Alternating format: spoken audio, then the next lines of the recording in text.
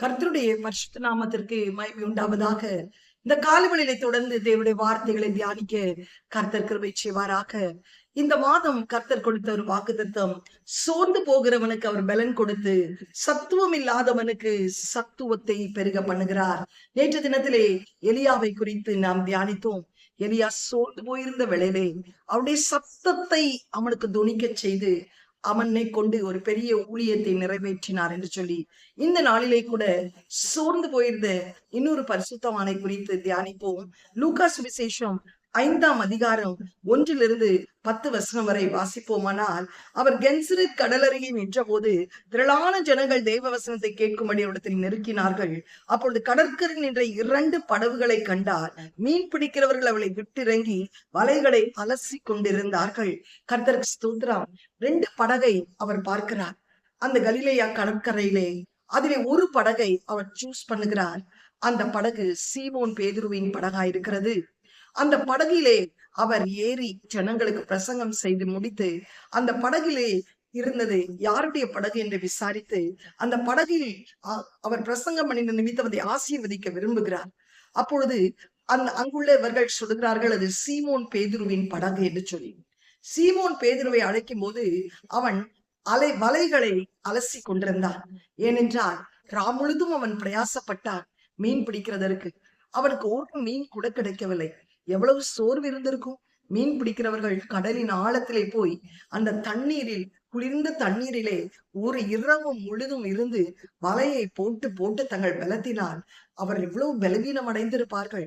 மனசோர்வு, சரீர சோர்வு. ஆனால் ஒரு மீன் கூட கிடைக்கவில்லை. அதனால் அந்த காலை வேளையிலே அவர்கள் வலைகளை அலசி கொண்டிருந்தார்கள். அப்பொழுது ஆண்டவர் அந்த வலை அலசி கொண்டிருந்த சீமோன் பேதுருவிடத்திலே வந்து அந்த படவில் உட்கார்ந்து ஜனங்களுக்கு போதகம் பண்ணி, அவர் போதகம் பண்ணின பின்பு சீமோனை நோக்கி, ஆழத்திலே தள்ளி கொண்டு போய் மீன் பிடிக்கும்படி உங்கள் வலைகளை போடுங்கள் என்றார். அதற்கு சீமோன், ஐயரே, முழுதும் நாங்கள் பிரயாசப்பட்டும் ஒன்றும் அகப்படவில்லை. ஆகிலும் உம்முடைய வார்த்தையின்படியே வலையை போடுகிறேன் என்றார். அந்தபடியே அவர்கள் செய்து அந்த வலை கிழிந்து போகத்தக்கதாக மிகுதியான மீன்களை பிடித்தார்கள்.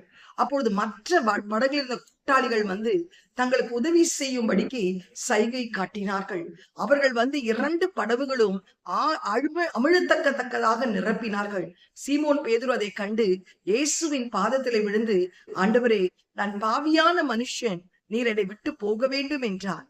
அவர்கள் திரளான மீன்களை பிடித்தது நிமித்தம் அவனுக்கும் அவனோடு கொடுத்த யாவருக்கும் பிரமிப்பு உண்டாகபடினால் அப்படி சொன்னான். சீமோனுக்கு கூட்டாளிகளான செபேத்தியின் குமாரனாகிய யாக்கோபும் யோவானும் அந்தபடியே பிரமித்தார்கள். அப்பொழுது இயேசு சீமோனை நோக்கி, பயப்படாதே, இது முதல் நீ மனுஷரை பிடிக்கிறவனா இருப்பாய் என்று சொன்னார். சோர்ந்து போய் அவர்கள் முழுதும் பிரயாசப்பட்டும் ஒன்றும் கிடைக்காமல், சரீரத்திலே சோர்வு, ஆவியிலே சோர்வு, ஆத்மாவிலே சோர்வு. ஆனால் சோர்ந்து போயிருக்கிற அவர்களை பார்த்து, வலைகளை அலசி கொண்டிருந்த அவர்களை பார்த்து, உன் வலைகளை ஆழத்திலே கொண்டு போய் போடுங்கள் என்று சொன்னார். அப்பொழுது அவர்கள் ஒரு வார்த்தையை சொல்லவில்லை. ஆண்டவரே, ஆழத்திலே தான் போட்டோம், ஆனாலும் எங்களுக்கு மீன் கிடைக்கவில்லை என்று சொல்லவில்லை. அவர்கள் சொன்ன பதில் என்ன தெரியுமா?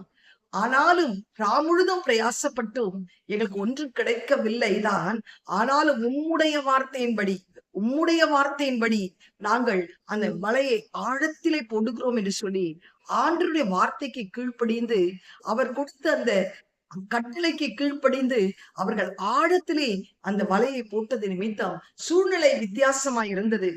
முழுதும் பிரயாசப்பட்டு மீன் கிடைக்கல. மீன்காரர்களுக்கு தெரியும், வலை போட்டால் மீன் கிடைக்காதுதான், ஆனால் தேவனுடைய வார்த்தை வல்லமை உள்ளது என்று விசுவாசித்து அந்த வார்த்தையின்படி ஆழத்திலே கொண்டு போய் வலையை போட்ட போது வலை அமிழத்தக்க விதத்திலே, கிழியத்தக்க விதத்திலே மீன்கள் கிடைத்தது. அவர்கள் கூட்டாளிகள் எல்லாம் வந்து அந்த மீன் வலையை இழுத்து கொண்டு வந்து சேர்த்தார்கள். அவர்களும் அதிலே பங்காளிகளாய் மாறுபடி கர்த்தர் கிருபை செய்தார். எனக்கு அருமையானவர்களே, இன்றைக்கு ஒரு சூழ்நிலை நிமித்தம் நீ சோர்ந்து போய் இருக்கிறாயா?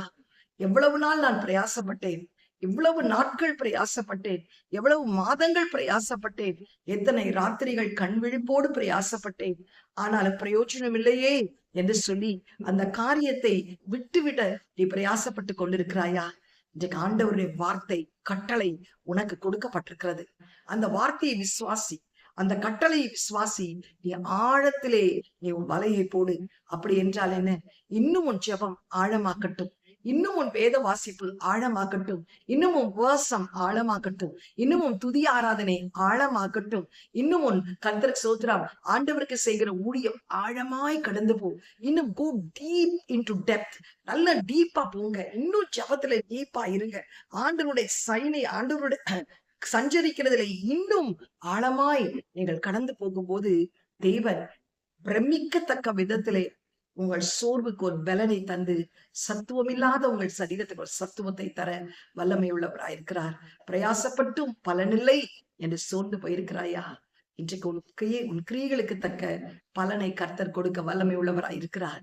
எப்பொழுது சோர்ந்து போயிருக்கிற அந்த நேரத்திலே அவருடைய வார்த்தைக்கு, அவருடைய கட்டளைக்கு நீ கீழ்ப்படிந்து உன்னுடைய எல்லா காரியங்களும் இன்னும் ஆழமான கர்த்தருக்கு ஸ்தோத்திர கிரியைகளிலே வெளிப்பட கர்த்தர் உதவி செய்யும் போது உனக்கு மட்டும் ஆசீர்வாதம் அல்ல, உன் குடும்பத்திற்கும் உன்னை சூழ இருக்கிறவர்களுக்கும் ஆசீர்வாதத்தை பங்கிட்டு கொடுக்கத்தக்கதாக கர்த்தர் இந்த மாதம் உன்னை வழி நடத்துவார்.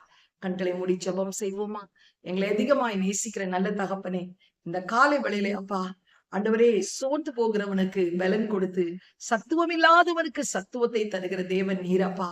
ஆண்டவரே, அன்றைக்கு பேதுரு முழுதும் பிரயாசப்பட்டும் ஒன்றும் கிடைக்காமல் வலையை அலசி கொண்டிருக்கும் போது அவனுடைய படகுகளை பிரசங்கித்து நீர் இன்னும் ஆழத்திலே கொண்டு போய் போடு என்று சொல்லும் போது, உம்முடைய வார்த்தையின்படி நான் செய்கிறேன் என்று ஆழத்திலே கடந்து போன போது கர்த்தாவே, அந்த வலைகள் அமிழத்தக்க விதத்திலே நீ மீன்களை கொடுத்தீரே.